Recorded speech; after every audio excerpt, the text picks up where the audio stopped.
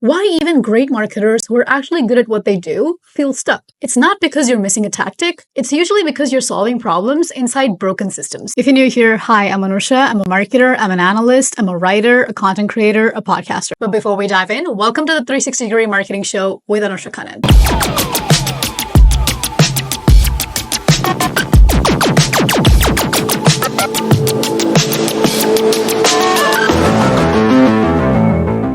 So many marketers I talk to say the same things. I'm doing so many things, but I'm still not sure which one actually works the best. I'm doing all the things that's required in marketing. Every single thing under the checklist, they've been doing that. But they're not sure if it's actually working. You're running campaigns, testing headlines, reporting metrics, trying to keep up with AI trends, content trends, channel updates. But here's what no one actually tells you. Marketing problems aren't always marketing problems. Sometimes they're system problems. A Gartner survey finds only 52% of senior marketing leaders can prove marketing's value and receive credit for its attribution to business outcomes. That's almost half of us flying blind and hitting numbers that don't even matter. And here's the thing, you cannot change it with just a better subject line. So let's think about the trap of channel thinking. Channel thinking sounds something like this.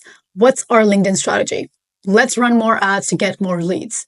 Let's start sending out newsletters every month. There's nothing wrong with this, but if you stop there, you're basically just treating a little bit of the symptoms. You're not looking at the root cause of it. For example, let's say you're optimizing your click-through rate, but your email segmentation sucks. You post every day on every possible platform you can find, but your brand has no point of view. You keep generating a lot of leads, but then sales is like, these are trash. You're basically building marketing that looks fine in a vacuum, but when you zoom out, it doesn't hold up. System thinking is nothing but you basically asking yourself, when you do one task in marketing, how is that relevant to the entire ecosystem? For example, if you're building a campaign, what role does this play in the entire customer journey? If you're posting content, is that solving the right problem? Do we even have positioning clarity before we promote something? So let's make this real. What does it actually look like to think like a system-minded marketer? Let me give you 3 signals that's going to tell you if you're ready to level up your thinking. Number 1, you've outgrown tactics.